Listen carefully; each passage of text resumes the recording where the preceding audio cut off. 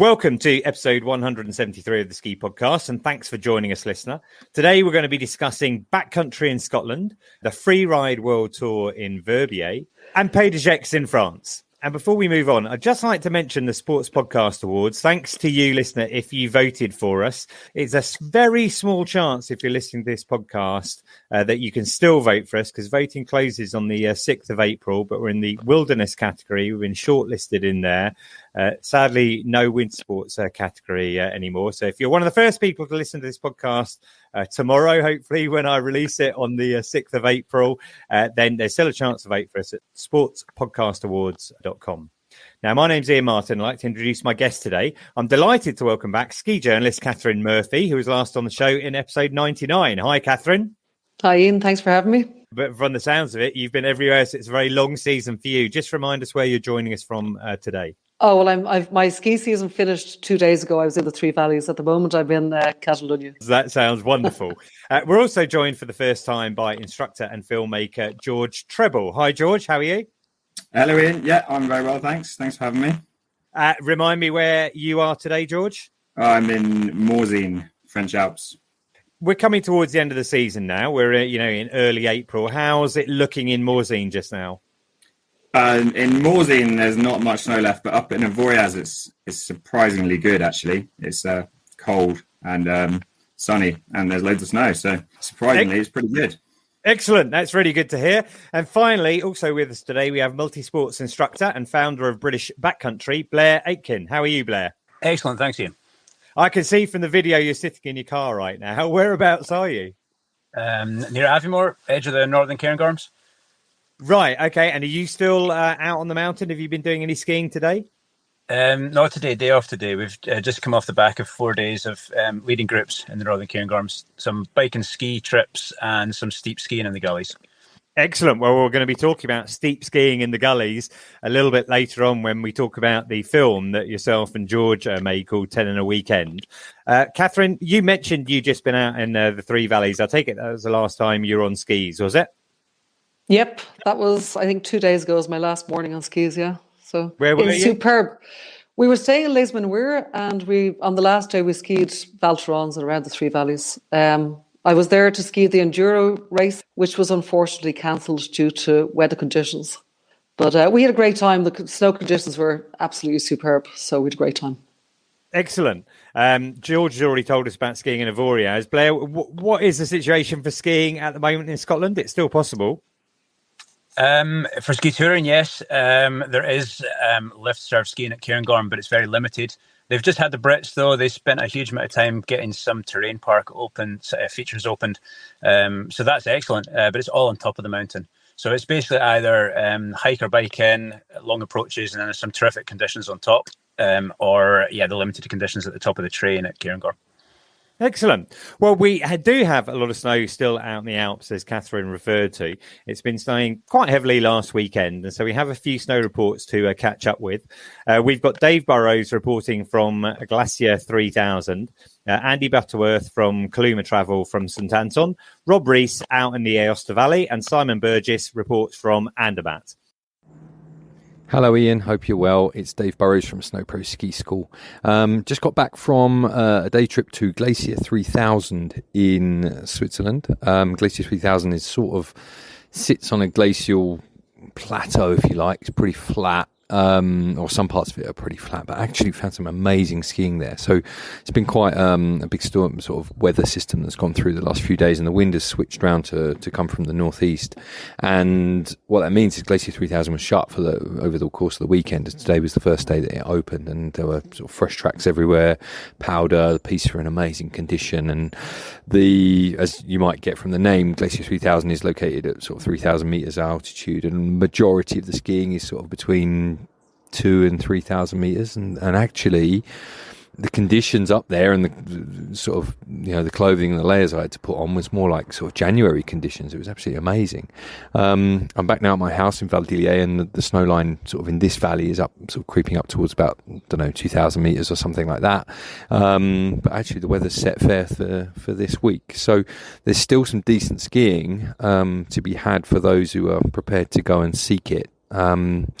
a lot of people have the impression that the ski season is done by the end of March, but actually there's still some good conditions around. Although as I look in the garden here, all the flowers are coming out and it sort of very much feels like springtime. So you kind of have to go high for it, and you have to do probably some at the lower lying resorts. You'd have to do your skiing in the morning, but while the temperatures overnight are freezing, which they are this week, there's still some good conditions to be had.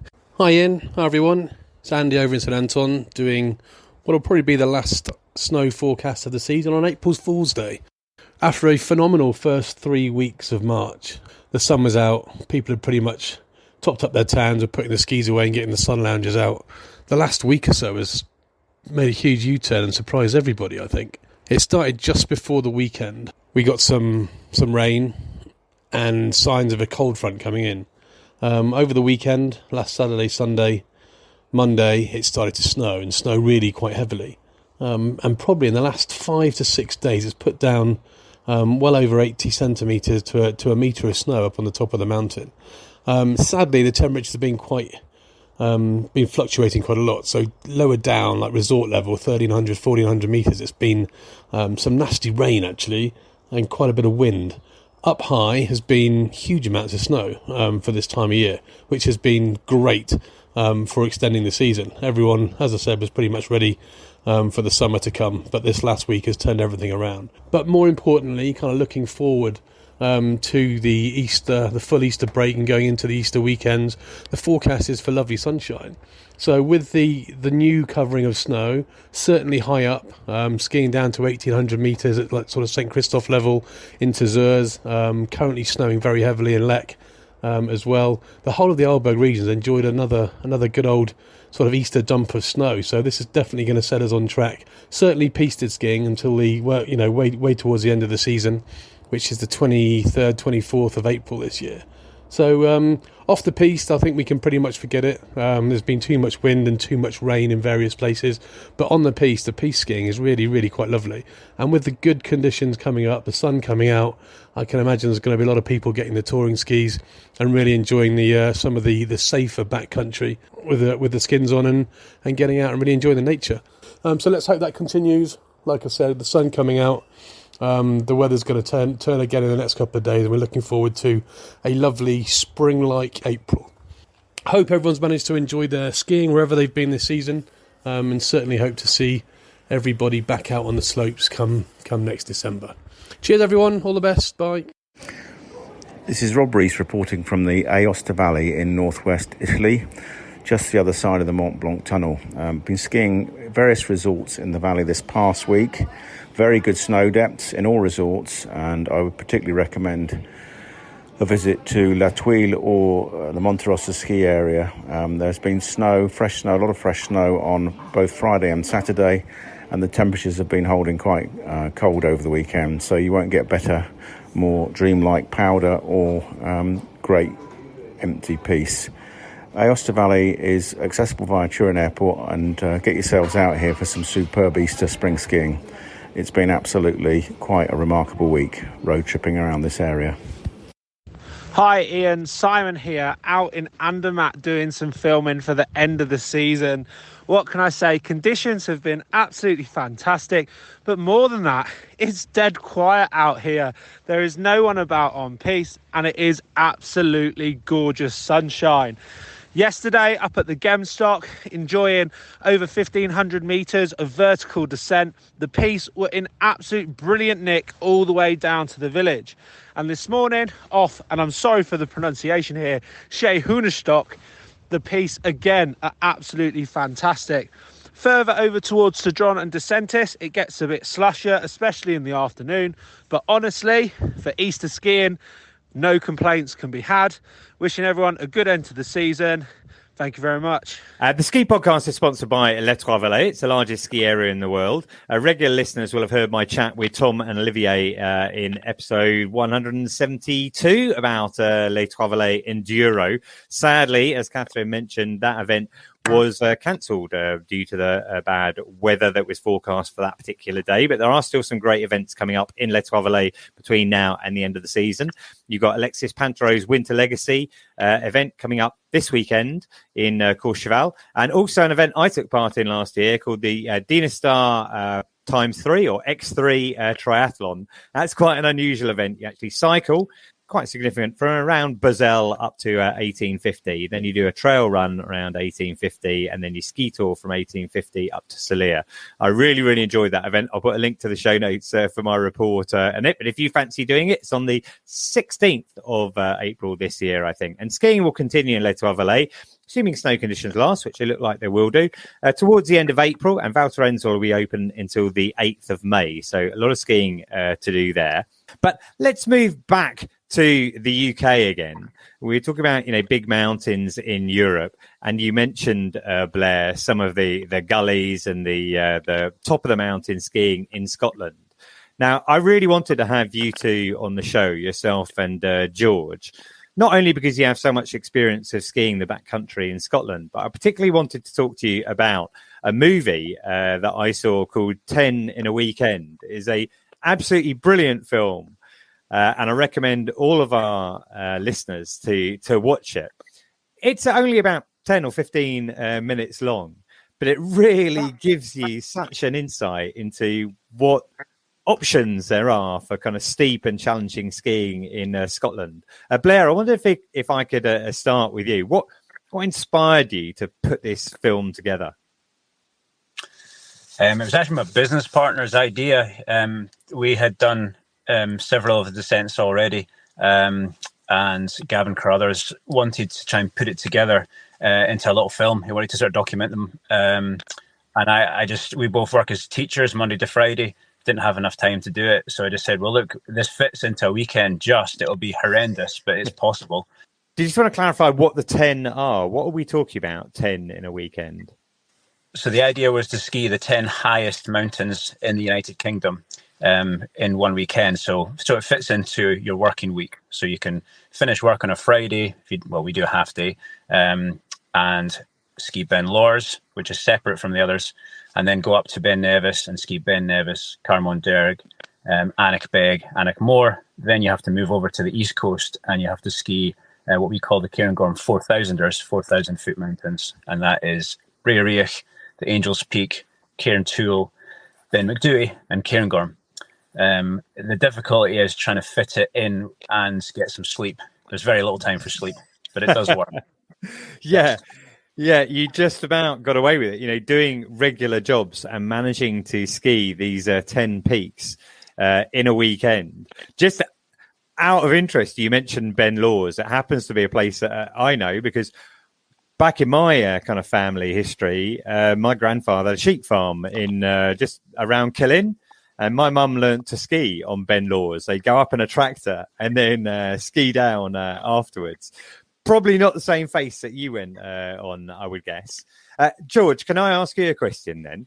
You are obviously not based in Scotland. You're based out in France, in Morzine. But you were the cameraman for this. Is that right? That's right, yeah. I can't actually claim to have any experience about skiing in Scotland. This was my one and only weekend that I've ever skied in Scotland. Well, it was very impressive. I know you were in a couple of the features, I think, but in terms of being able to film it, were you able to do a lot of planning in advance? You're using Fat Maps quite a lot to kind of plan your routes, right? Yes. Well, that was the route was mostly in Blair and Gavin's head, and then I had an idea of what it was going to look like from Fat Maps, but it was more a case of me just trying to keep up and pointing cameras at them and filming it on site, and didn't have a great idea of what to expect until I got there. And you never know what conditions you're going to get as well. It struck me, Blair, that the conditions looked pretty good, although mixed. I mean, I know you had to work out to fit it in for a specific weekend, and it was around this time last year. Is that right? Yeah, I mean, first of all, just going back to what you just asked George, he's been far too modest. when we were thinking about who we could get to film this, there was very few people, because they need to be able to ski this terrain, they need to be able to move fast, and they need to be able to film and carry the equipment. So there's a few guys here in Scotland. There's Brodie Hood, there's Hamish Frost, and and I was thinking it'd be really good to get somebody who sees this from the outside, who hasn't experienced Scotland, because I think when you hear George's narration, it's actually very helpful that he's the person looking in on what we're doing. If we tried to tell that story, we'd tell it in a way assuming a lot of things. So for me, it was George was the ideal candidate. He's incredibly fit. He was carrying, twice the weight of what we had. So quite an achievement. Sorry, but the conditions were, it depends what you mean. The conditions were safe. The cornices had come down. The snow was spring transformed snow. However, 2 weeks before, we also had snow on the approach. There was no snow on the approach at all. So this was like a hill walking, scrambling, kind of climbing trip with the steep lines skiable. So for me, I was really disappointed to be bringing George over when it wasn't looking as good as I know it can look. However, I think it actually shows you quite typical end of season Scottish conditions, where the steep lines, the north facing lines, still hold snow and everything else is green. And it also means that you have a very varied skill set to make the trip work, which is what I like about Scotland as well. You mentioned the physical challenge, and it helped that George was fit. From watching the film, it was pretty clear that you had to do a lot of work to be able to get to those different points, but also from the ski out point as well to get back to your car at different points. And you still had you'd done the hike up, you'd done the ski, and you still had a hike to get back to the car and get going again. Yeah, I mean, 2 weeks before, these skis would have been these walks. A lot of them would have been traverses. It's so different when you can't just zoom round, and then walk a short distance to the car park. When you're walking out from the bottom of these steep lines, it just adds so much time to the day. And George, you were being pretty modest there about the filming side of things, but it looked to me like quite a lot of it was shot with the help of a drone. Is that something that you use on a regular basis? I have done a lot of filming skiing with a drone in the past, but it was a new challenge in Scotland.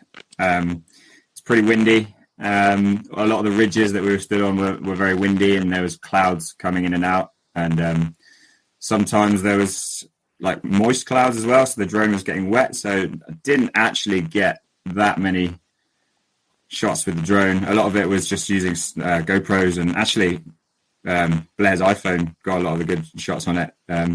It wasn't high production value, it was more telling a storyline. For sure. Well, in a recent episode, we were discussing action cameras. And one of the points that Chris Moran was making is that your iPhone these days can give you images just as good as you can get from a regular action camera or GoPro, etc. Blair, you mentioned fitting everything in and getting enough sleep at the same time. What time did you actually finish on that second day? Or what time because you had to get back to Edinburgh to go to work the next day? Yeah, I'm very fortunate. I work for Outdoor Learning, so I'm a teacher of outdoor learning, and my colleagues understand when you do these sort of things. But I did get sent back to my van to sleep because I was absolutely useless. Fortunately, I wasn't teaching on the Monday, but it was a planning and preparation day, and I wasn't contributing anything to any meetings that day. So my boss just said, "No, just go lie down." Well, I think probably when he saw the movie afterwards, will appreciated, what an amazing. When she saw the movie afterwards, she'd appreciate what a great achievement it was. It looked, as well as being, physically demanding, there were some beautiful pitches, some really good runs coming down. It was a real joy to watch, and I think George, I think that's a tribute to the way you edited it and the narration that you had to as well. I think there was one point. Would it be the East Gully where it sounded particularly windy and looked very cold? Yeah, that was Verbier, wasn't it, Blair? I think that was when the cloud was coming in and out. It was that was a Sunday. So on the Saturday we had blue skies, and then the Sunday we had clouds coming in and out. So it's one moment you can see the mountains in the distance, and then the next moment you can't really see 20 yards in front of you. So that gully was particularly stormy when it came in. Yeah, and there's one particular segment in the film which is pretty kind of I don't know, kind of sort of shocking to watch. I mean, it's extremely striking visually, which I think is called Angel's Face and is the cover photo. Blair, do you just want to explain what's happening and once you get into it, why you change your mind about this ridiculous position you're in? Yeah, I mean, I had in my mind that we could film this with a drone. I just had this image because it's a pyramid-shaped peak and it's very steep. So you film anything face on, it just looks even steeper. So I really wanted to capture it. But it's one of these ones that you can get all the way in there, and it's a long way and it's very remote. And it can not be in conditions, so it's quite frustrating. But I wanted to give it a go. So I'd skied it the year before, and I'd skied it in the similar snow. I'd actually been on there on my own, and it was just an amazing experience. One of my best experiences of skiing in Scotland. It felt alpine. It's a big, long face. As long as you'd want it to be. Your legs are burning at the bottom. I couldn't have done more turns. So I was just buzzing the year before when I did it, and I thought I got to get these guys back there. It's part of the route. It's part of the 4000ers. We were trying to ski a line off every mountain. So it made sense to try this one. But there's no way I'm going to take a group down there unless I know for sure it's safe. So yes, I abseiled in on a rad line. So it was a lightweight rope we were carrying. And yeah, it got down to a narrow section. Snow was good, everything looked good, but it's one of these things where I wasn't sure of the depth. And in a pin binding, if you're going to be doing a jump turn and you're breaking through the snow and you hit a rock underneath, it takes the binding off, then you're in a lot of trouble. And also I had 3 other people behind me, so I had to make a call for everybody really, because it was blind when they went over. So no, I just didn't feel right. George still got some incredible shots, but it was basically a 20 meter abseil rather than a ski descent. So that one's still to be documented properly, and hopefully we'll do it justice one day. Yeah, well, when you look at it, listener, it is extremely striking, and I think you talk about being modest about going over what did you say, a 20 meter descent when you can't see over the edge. George, do you want to contribute something about that? Yeah, just especially that moment when we were filming was when the clouds were coming in and out. So the shot that I've actually got was a 5-second window of when I could see Blair, and then the rest of that 3 minutes of footage is just complete and utter whiteout. So that made the whole experience a little bit more intimidating as well. So we were quite not that disappointed to be going down the more friendly option that we took instead. Yeah, and one of the problems with this is the drone batteries. Certainly that generation of drone, you've got big heavy batteries and you run out. So you've got to decide where you're going to use your drone batteries. So by the end of the film, I think we were basically down to an iPhone, weren't we, George, to get the Yeah. because we burned all the batteries and all the different cameras. Yeah, I probably wasted huge amounts of George's battery messing around trying to decide if I was going to ski that or not. So, well, listener, I highly recommend it. Just as it's really beautifully put together. It's not going to take up a lot of your time, but it presents Scotland and British backcountry particularly well, and really shows you there's a lot of steep, challenging skiing around the place. And I mentioned British backcountry just then, Blair. I mean, you mentioned that you run this business with your partner, Gav Carruthers. Do you just want to give us an insight into what that is? I worked in the Alps for a number of years. I ran a ski school in Vallees and I got really into ski touring. Ended up being most of the work I did was ski touring the last couple of years. And when I came back to Scotland, I really wanted to see if I could do a similar thing here. I knew we had the terrain. I'd done a lot of spring touring here. And I like the idea of people. I know not everybody can get up here as easily as others, but certainly in Scotland, the mountains are accessible. So I just like the idea of people being able to develop the skills and learn about ski touring close to home and not having to fly abroad. So we started to deliver courses, skills courses, initially to get alpine skiers skilled up so they could go ski touring. Also, a lot of winter walkers and mountaineers wanted to learn about skiing because it helps with the traveling in the mountains in the winter. So it started sort of catering for those two people, and then more and more people came back year after year. So we started to create more adventurous programs like our Steeps and Gullies that we've just done this last couple of days. And combining it with other activities like the mountain bike and ski trips where we bike in somewhere that's quite remote and then do a ski tour from there. So it's been fantastic. It means I can get to do the sort of skiing that I like to do, and also share that with other people and upskill other people as well to sort of open that door.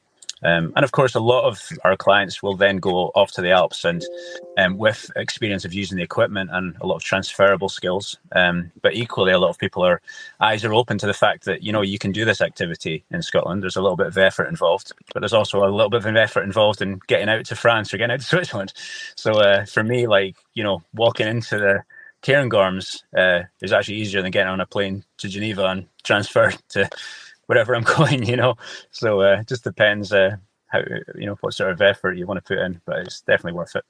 I mean, the number of points you make there, one of the other points is that obviously you don't necessarily have to get on a flight and fly to Europe. You can actually still enjoy some of that, not just the ski touring, but just the experience of being away from it all in, let's call it, wilderness, and being able to experience nature without actually leaving your own country. We've talked quite a lot about ski touring on the podcast, historically. And one of the things that's often cropped up is that there's been a real burst of interest in ski touring post-COVID. When ski resorts were closed, or when the lifts were closed, let's say, people doing ski touring around the UK. I mean, we've talked about, skiing in Wales and in England and in Scotland. Have you seen that? Do you think there's a trend there? Yeah, definitely. I mean, it's not just COVID. It's just the unpredictable winters. Ski resorts in Scotland are doing a very good job of continuing to operate. But what's happening is you're seeing the beginners and intermediate slopes. They're making snow for those with snow factories. Cairngorm are fortunate enough to have terrain at the top of the mountain that's quite flat. They keep that going. So what's missing is that when you get to an advanced level, with a few exceptions, some of the stuff in Glencoe is very challenging. It tends to be backcountry skiing, off-piste skiing. That's the only thing on offer. So yeah, people are starting to look at moving away from the resorts and being able to follow the weather. And if you look at Scotland as a whole, I'm afraid I don't know a huge amount about England and Wales. I obviously see what goes on. And it looks terrific when it's in condition. But as for Scotland, you could look to go to the west coast, the east coast, maybe even the northwest if you're very fortunate, or the central part of Scotland as well. So you can usually find a good weather window, and hopefully the snow has loaded. We tend to follow where the wind puts the snow, and that's not always where the ski resorts are.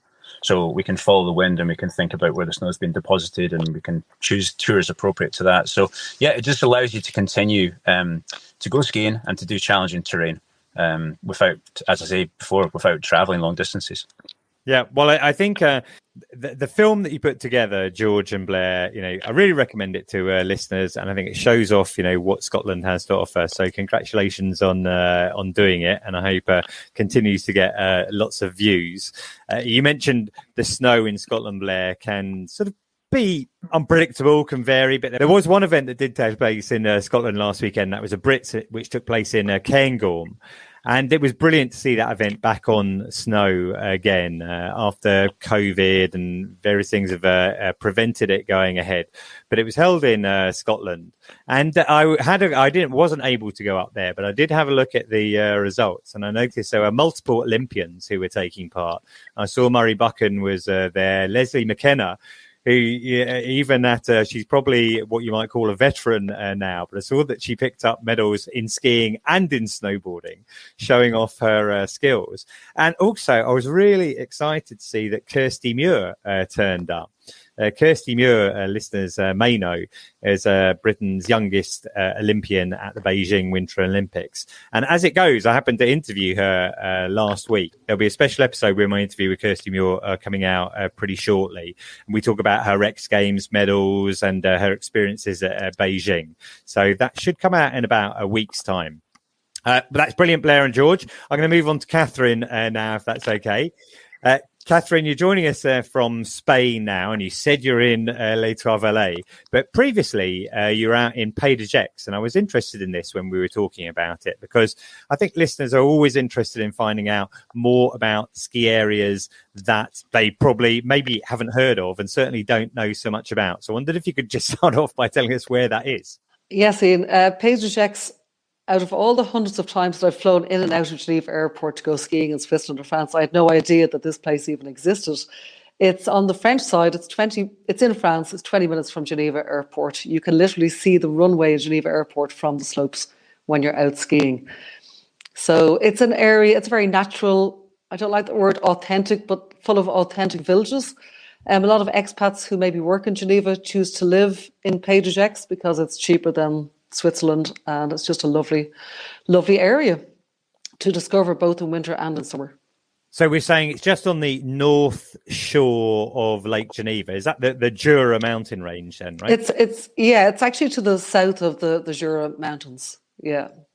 In the N region, as far as I know, or A in my French pronunciation is terrible. So, okay. And what are the resorts there? Where did you specifically go to then? So basically, there are 4 very small, compact resorts. One of which is cross country only. That's La Vatte. We didn't actually go there.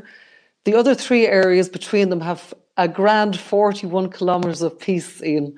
So you've got Crozet-le-Lex, which is the main area. That's about 20 kilometres of slopes. Then you've got Mijou-la-Fossile, which is, I think, slightly smaller. And then you have Montier, which is kind of very much beginner family skiing area. The whole area is suitable for family skiing. Okay, well, 40 kilometres a piece, it's probably not going to be suitable for everyone, but I like the idea of a 20-minute transfer is obviously really good. And you said it was, authentic. I know that sometimes that kind of, maybe you hear that about lots of resorts, but what made it authentic to you, that particular area? It's just, as I said, these little stretch of little villages that people are just living year round in, I think. We had a lot of local products. There's a local microbrewery, which is great.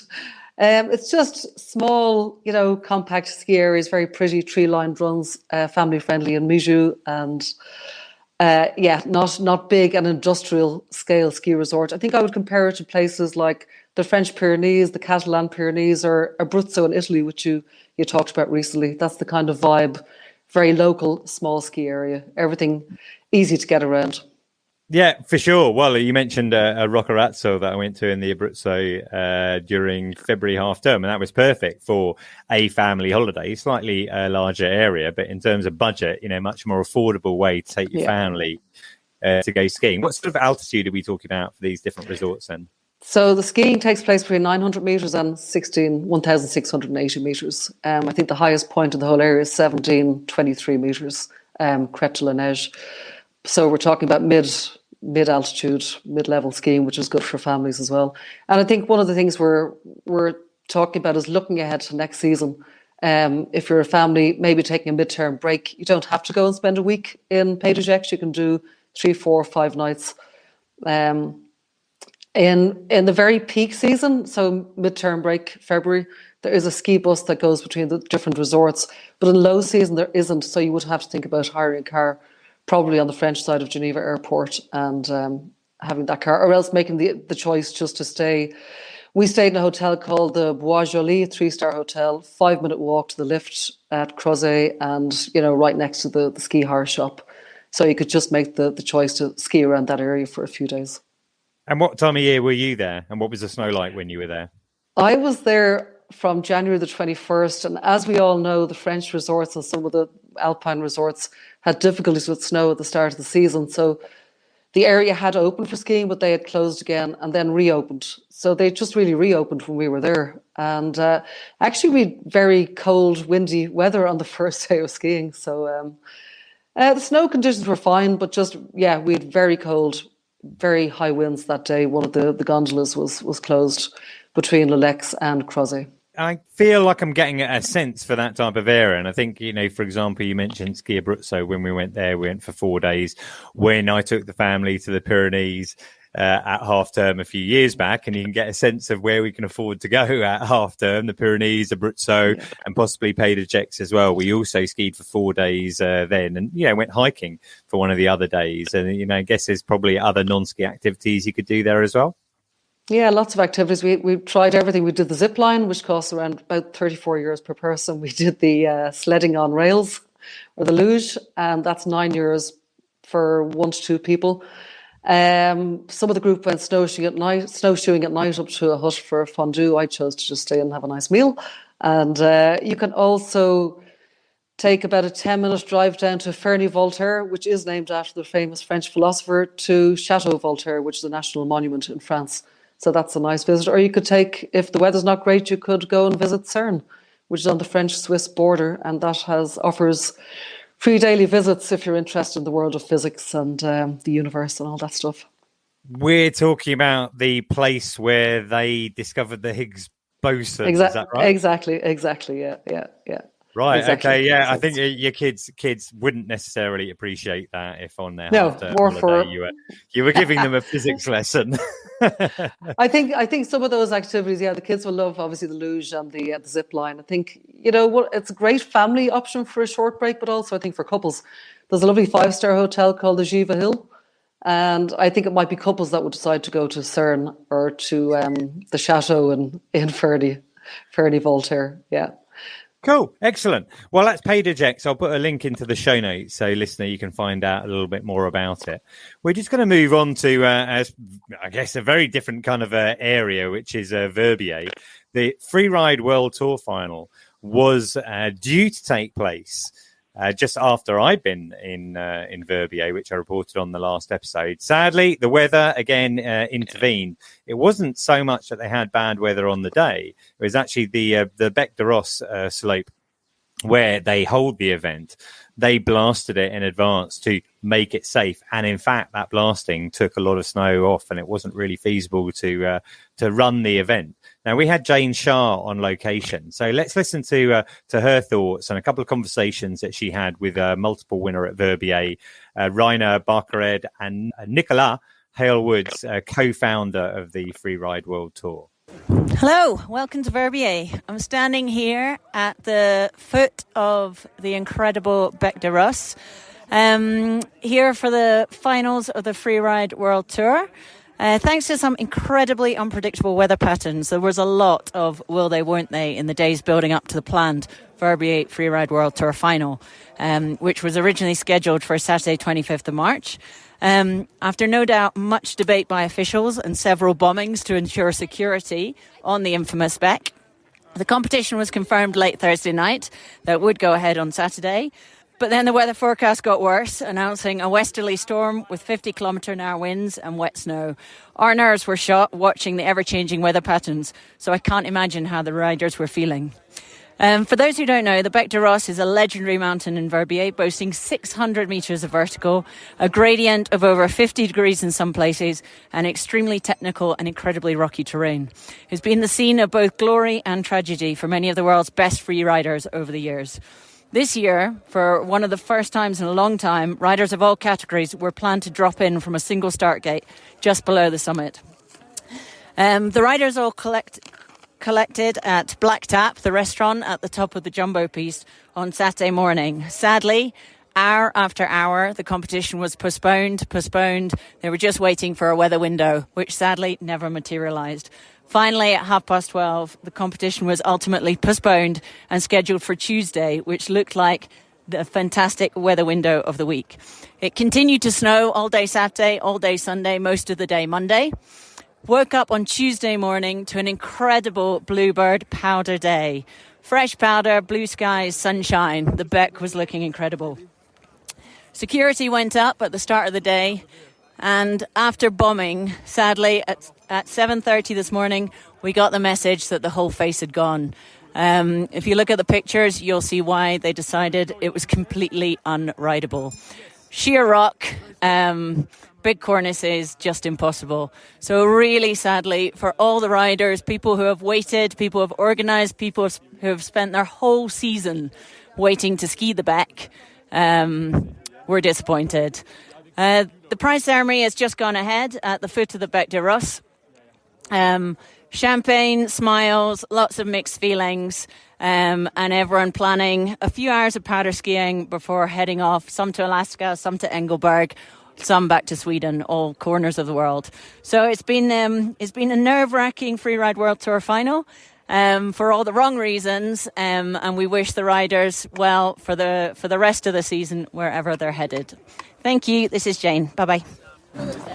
Rainer, the mayor of Stumptown. This isn't quite the big send-off that was planned. No, How are you doing? I'm doing okay. Luckily, the organization and the riders and everyone arranged a really nice farewell on the opening ceremony, which was just super overwhelming. And after that, honestly, the actual run became kind of secondary because it felt like such a nice send-off that I could have gone home then. But of course, it would have been nice to do a final run here. Yeah, I'm sure you'll be back to ride the Beck another time anyway, will you? I don't know. Everyone keeps saying that, and it's like, oh, maybe. And I have some weird feeling of it, but it's weird to come back after a send-off like that. But it could have been a send-off from the Tour, not from Extreme Verbier. Exactly. You've got to always come back. Yeah. So what are your plans now for the rest of the season? So right now I'm going to Alaska tomorrow already to meet up with my wife and son, and she has a movie project. So Brilliant.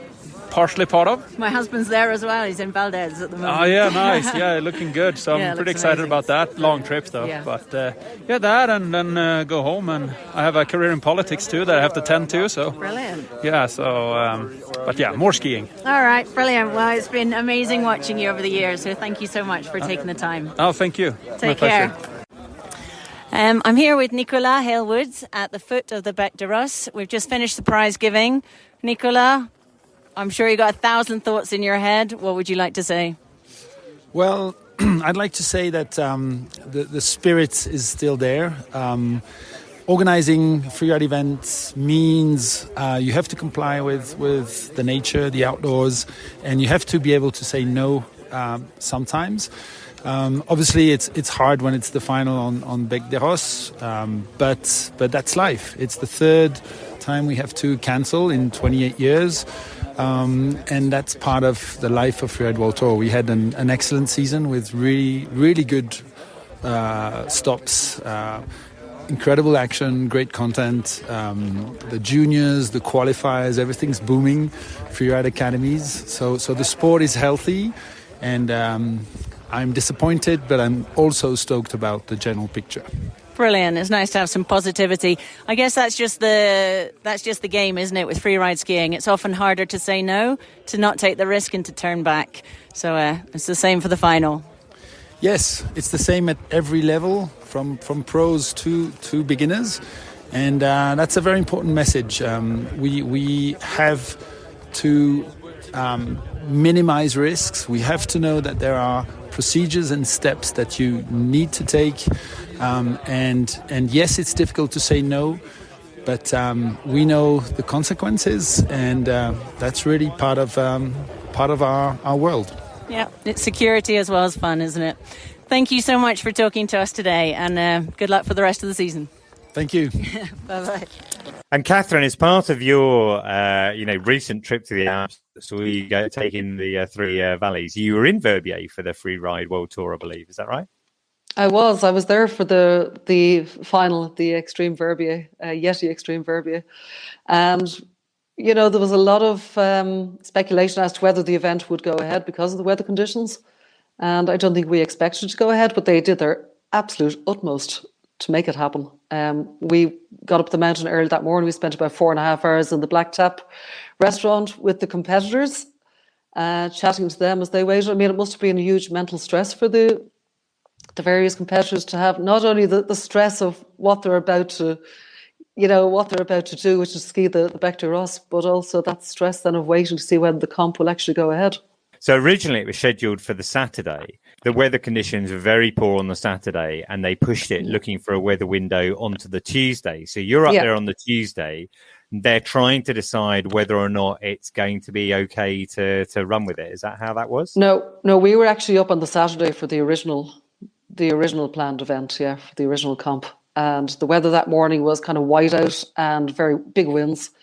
And they were holding out for this brief window of clear weather, and they were going to heli. At one stage they were talking about heliing the participants. Usually they obviously hike up. So they're going to try and take them up by helicopter, but that just wasn't feasible given the conditions, and the weather window never really came to pass. And the problem then was that between the Saturday and Tuesday there was a lot of snow. So as you mentioned, in blasting the face, it blew a lot of that snow away, and it just wasn't safe.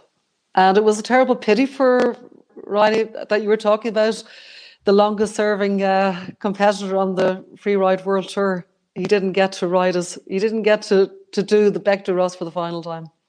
Yeah, but I think these guys, like Blair was alluding to earlier, if you're in the high mountains, sometimes you have to make, crucial decisions as to whether something is safe or whether it is not safe. And those are really fundamental. And if you've got a competition such as the Freeride World Tour, then evidently there's no way that you can do it if, the conditions are uncertain in any way. However, Verbier remains, an amazing destination for off-piste backcountry skiing. Well, we're moving towards the end of the show now. I enjoy all feedback about the show. I'd like to know what you think, listener. If you've got any ideas for features, you can please contact me via social at Ski Podcast or by email to theskipodcast@gmail.com. A great way to review us is via Apple reviews. I believe this helps other people find us. There have been a couple of new reviews recently. Faustian said, brilliant podcast. Love the interview with Ed Lee. Sassman1 says, wholesome, inspiring, addictive. This podcast evokes so many good memories and gets me excited for many more to be made in the mountains. That's great to hear as well. Anne Bennett via Facebook said, great podcast. Inside Morzine on Instagram said, quite simply the best out there, which hopefully will be the case when we get to see whether we've won that category in the Sports Podcast Awards. And the Comfortable Spot podcast also said, loved your chat with Ed and the episode about Afghanistan. So there are now over 170 episodes to catch up with. When I last checked, 117 have been listened to in the last week. So don't forget to subscribe so you don't miss an episode. And if you do enjoy the pod, you can always buy me a coffee at buymeacoffee.com/the ski podcast. I'd like to say thanks to the anonymous donor who bought me a coffee since our last podcast. Now, our next show will be the special interview with Kirsty Muir. And then after that, we'll have a special show about National Snow Sports Week, which is coming up in October of this year in the UK. And that'll be combining a show in Birmingham and a show in London with different events in between. And you can actually get your tickets for that now if you want to. We have a free ticket code, which is Ski Podcast. So if you go to their website and I'll put a link to the show notes, you can get yourself a free ticket for that. But if you'd like to follow me, you can follow me at Skipedia and the podcast at the Ski Podcast. But for now, I'd like to thank Les Trois Vallées for sponsoring the show and thank my guest today, Catherine. Thanks, Iain. George. Thanks for having me. Cheers. Yeah, thanks for having me as well. And Blair, thank you. Anytime, Iain. It's a pleasure. Thank you. And finally, listener, thank you for joining us. Until next time, goodbye.